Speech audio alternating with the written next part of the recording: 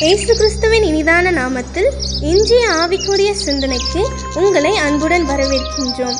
இப்போதும் ஒரு பாடலுக்கு பின்பு உங்கள் சிந்தையை தெளிவிக்கும் ஆவிக்குரிய செய்தியை கேட்கலாம். கூடாதது ஒன்றுமில்லை, கூடாதது ஒன்றுமில்லை, கூடாதது ஒன்றுமில்லை, கூடாதது ஒன்றுமில்லை. நம் தேவனால் கூடாதது, கூடாதது ஒன்றுமில்லை. நம் தேவனால் கூடாதது, கூடாதது ஒன்றுமில்லை. மனதுருக்கம் நிறைந்த இயேசுவின் இனிதான நாமத்தினால் உங்களை வாழ்த்துகிறேன். இதனால் நம்முடைய ஆவிக்குரிய சிந்தனைக்காக லூக்காவின் சுவிசேஷம் 7ஆம் அதிகாரம் 14ஆம் வசனத்தை நான் வாசிக்கிறேன். இயேசு கிட்டே வந்து பாடையை தொட்டார், அதை சுமந்தவர்கள் நின்றார்கள். அப்பொழுது இயேசு, வாலிபனை எழுந்திரு என்று உனக்கு சொல்லுகிறேன் என்றார். இயேசு நாயின் என்கிற ஊருக்குள் பிரவேசிக்கிற ஒரு நேரம். திரளான ஜனங்கள் இயேசுவை பின்பற்றுகிறார்கள். அவர் அந்த ஊரின் அருகே, அந்த வாசல் அருகே வந்த பொழுது உள்ளிருந்து ஒரு கூட்டம் வெளியே வருகிறது. அப்பொழுது ஒரு வாலிபன் மரித்து போனான். அவனை அடக்கம் பண்ணுவதற்காக சுமந்து கொண்டு வருகிறார்கள். எல்லோரும் பின்பாக நிறைய கூட்டமும் வந்து கொண்டிருக்கின்ற சூழ்நிலையிலே இயேசுவும் அவரோடு ஒரு கூட்டமும் அங்கு போய் கொண்டிருக்கிறது. அப்பொழுது இயேசு அங்கு பார்க்கும் பொழுது அதன் பக்கத்திலே அழுது கொண்டிருக்கிற ஒரு விதவை தாயும் பார்க்கிறார். அந்த தாய் ஏன் அழுகிறாள்? மரித்து போனது அவருடைய ஒரே மகன். அவளுக்கு ஒரே நம்பிக்கை அதுதான். வேதனையோடு துக்கத்தோடு அழுது கொண்டு அந்த அடக்கம் பண்ணுகிற இடத்துக்கு பின்பாக வரும் பொழுது இயேசு அதை பார்த்து மனதுருகுகிறார். நம்முடைய இயேசு மனதுருக்கம் நிறைந்தவர் என்று வேதம் சொல்லுகிறது. அவர் எந்தெந்த இடங்களிலெல்லாம் பூமியில் இருந்த நாட்களிலே மனதுருகினாரோ உடனே ஒரு அற்புதத்தை செய்வார். அதில் வந்து வசனம் சொல்லுகிறது, கர்த்தர் அவளை பார்த்து அவள் மேல் மனதுருகி அழாதே என்று சொல்லிதான் அந்த பாடையை தொடுகிறார். ஆண்டவர் கண்ணீரை மாற்றி போட முடியும். இழப்புகள் கூட மீண்டுமாய் திருப்பி கொடுக்க முடியும். பாருங்கள், மரித்து அடக்கம் பண்ணக்கூடிய அந்த இடத்திற்கு போகிற சூழ்நிலையிலே இயேசு இந்த இடத்துல அற்புதத்தை செய்கிறார். அநேக நேரம் நாம் சோர்ந்து போய் விடுகிறோம். இனி அவ்வளவுதான், முடிந்து விட்டது, இனி என்ன செய்வது என்று சொல்லி இயேசுவின் மனதுருக்கத்தை நாம் பார்ப்போம். மனதுருகிற இயேசு வந்து தொட்டால் போதும், அல்லது ஒரு வார்த்தை சொன்னால் போதும், அல்லது பார்த்தால் போதும், எல்லாமே மாறிவிடும். அந்த மனதுருக்கம் உள்ள தேவனை நோக்கி நாம் கூப்பிட கற்றுக்கொள்ளுவோம். ஆண்டவரே, இப்பூமியில் இந்த நாட்களிலே நீ சந்தித்த ஜனங்களை பார்த்து மனதுருகி அற்புதத்தை செய்தீரே. மரித்தவரை உயிரோடு எழுப்பினார், வியாதிகளை சுகமாக்கினார், பிசாசின் பிடியில் இருக்கிறவரை விடுவித்தார். அநேக காரியங்கள் இருக்கிறது சொல்லி அவரை நோக்கி கூப்பிடும் பொழுது, அவருடைய சமூகத்திற்கு சொல்லும் பொழுது தொடுதல் உண்டாகிறது, அற்புதங்கள் நடக்கிறது. ஒரு அருமையான சகோதரிய வாழ்க்கையிலே நடந்த ஒரு சம்பவத்தை நான் கேள்விப்பட்டேன். அவருடைய சரீரத்திலே ஒரு பெரிய காயம் ஏற்பட்டது. மருத்துவத்தினால் அதை ஸ்டிச்சிங் போட்டு சரி பண்ண முடியவில்லை, புண்களாய் மாறிவிட்டது. ஏனென்றால் ஏற்கனவே தையல் போட்டது, அது தையல் அது நிற்காததினாலே புண்களாய் நீர் எல்லாம் கட்டிவிட்டது.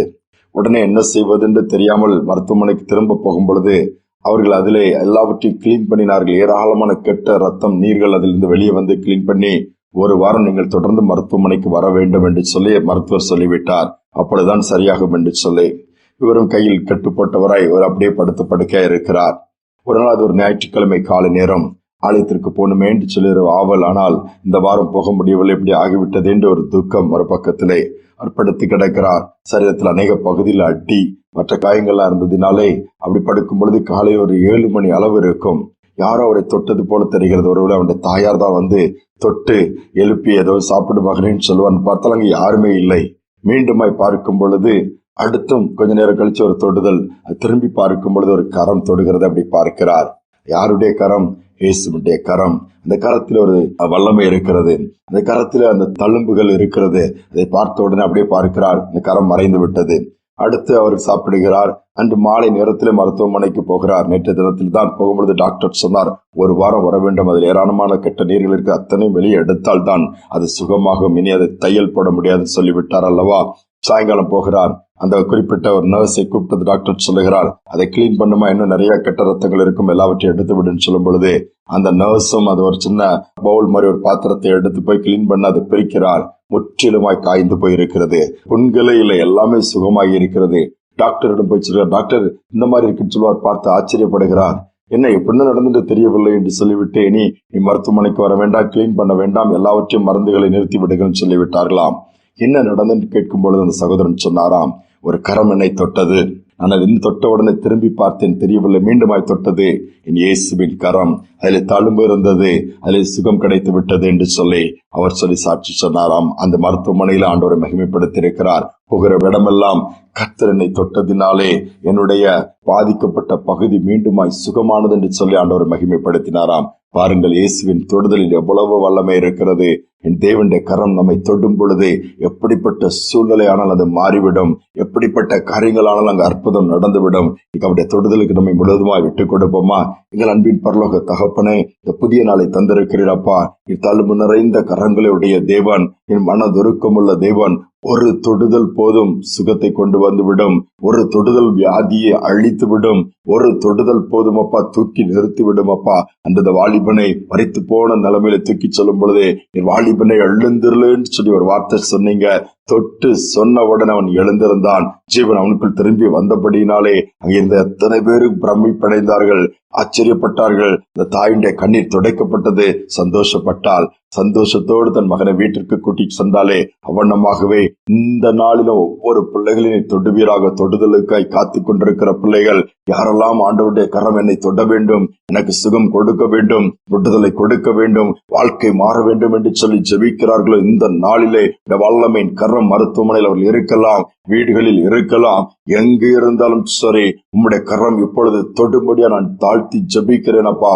உம்மால் முடியும். இப்பொழுதே அற்புதங்கள் நடக்கட்டும், அதிசயங்கள் நடக்கட்டும், சரீர பலவீனங்கள் மறையட்டும், இந்த நாமம் மகிமைப்படட்டும். துதிக நம்மை மேலாமுக்கு செலுத்துகிறேன். இயேசுவின் நாமத்தில் வேண்டிக் கொள்கிற நல்ல பிதாவே, ஆமேன், ஆமேன். இயேசுவின் தொடுதல் ஒன்று போதும், எல்லா சூழ்நிலையும் மாறிவிடும். மரித்தது கூட மீண்டுமாய் உயிர் பெற்றுவிடும். அப்படிப்பட்ட வல்லமுள்ள தேவன் நம்மோடு கூட இருக்கிறார். இன்றும் நம்மை தொட்டு சுகமாக்க அவளோடு கூட இருக்கிறார். விடுவிக்க விரும்புகிறார். சிந்தனையோடு நாளை தொடருவோம். மீண்டுமாய் நாளை தினம் சந்திப்போம். மனதுருகி கரம் நீட்டி அதிசயம் செய்தவரே, மனதுருகி கரம் நீட்டி அதிசயம் செய்பவரே, அதிசயம் செய்பவரே, விண்ணப்பத்தை கேட்பவரே, என் கண்ணீரை காண்பவரே,